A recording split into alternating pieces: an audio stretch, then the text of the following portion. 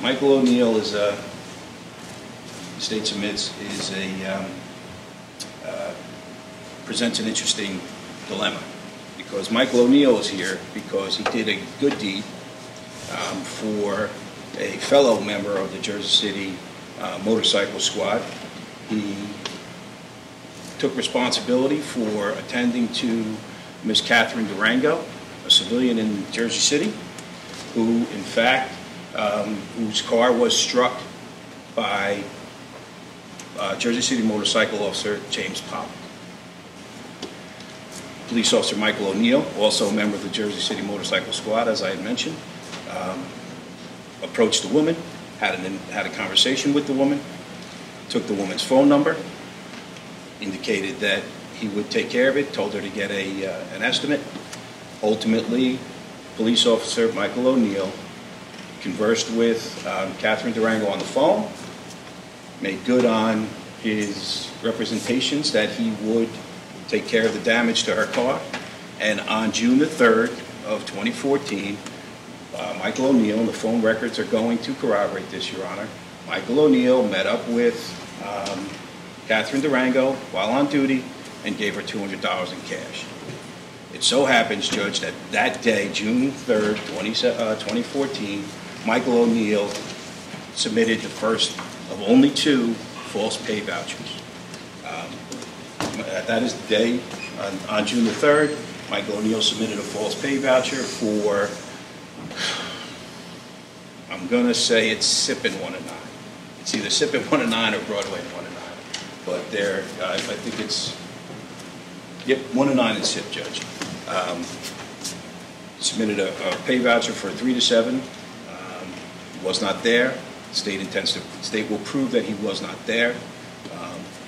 And the signature affixed to that pay voucher was Joseph Ascolese's signature. We are in an academic exercise for the next 4 or 5 or 6 weeks, because at the end of the day, Your Honor is still going to be left with, why did those 2 supposedly do this?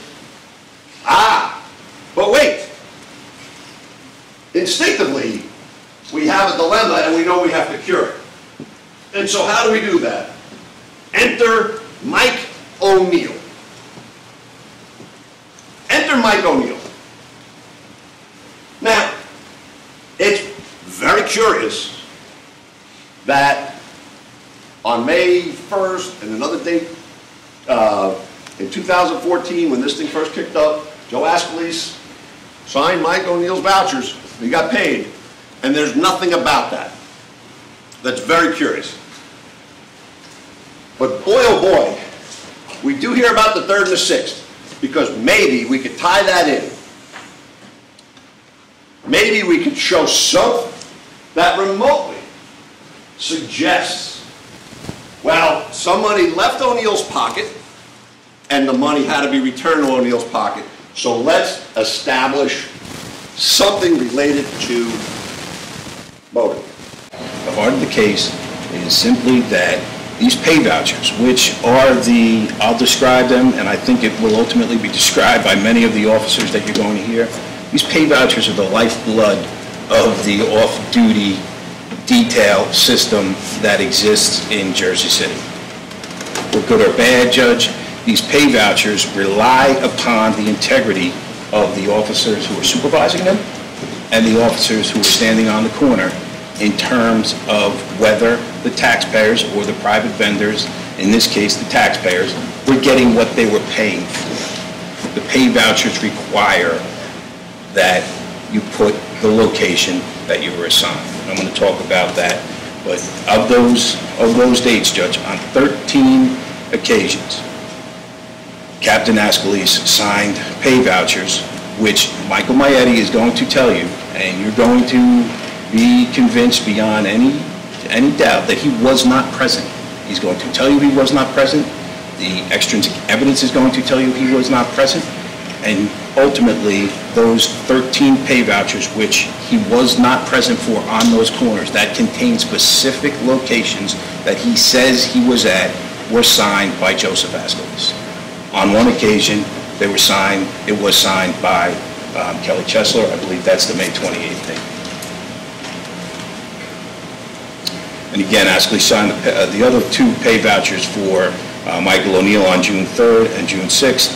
And then I hope the math works out, but the three other ones that should be remaining are the ones that Lieutenant Chesler signed for Joseph Ortega. If this wasn't such a serious case and has such serious consequences, it would almost be laughable, the amount of time and effort and resources that went into this case against Kelly Chesler for 4 vouchers. 3 as to Joe, I don't know, and 1 as to Mike the Manipulator. Okay? We're talking about $800 here, Judge. $800. And Kelly Chesler didn't get a nickel, not 1 nickel. Now, when you look at the totality of the circumstances, and you're going to ask yourself, when I'm talking about all these vouchers and all these paperwork we're going to show you that it's not worth the paper it's written on, you're going to see that it doesn't make any sense. Because Kelly, when she wrote these details, not only as the Skyway Commander's assistant, well, she actually worked a lot of these details as the district supervisor. She signed well over 100 of these vouchers during this time period, this 4 or 5 month time period, over 100.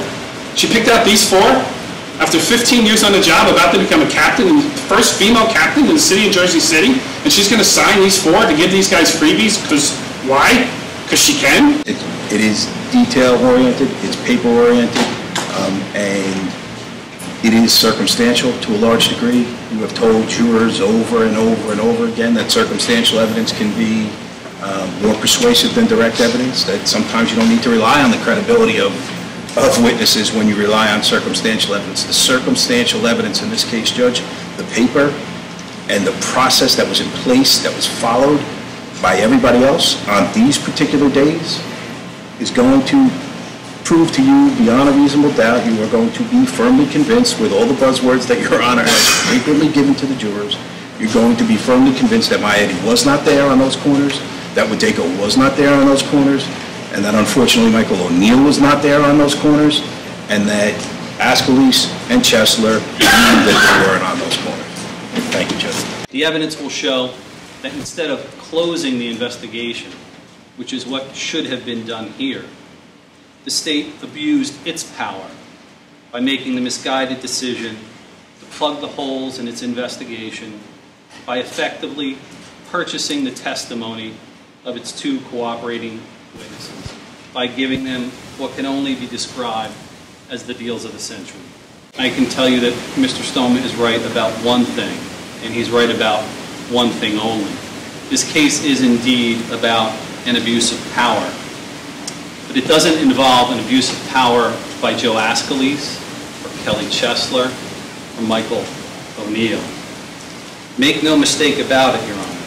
The evidence will show that this case is indeed about an abuse of power, and a terrible one at that.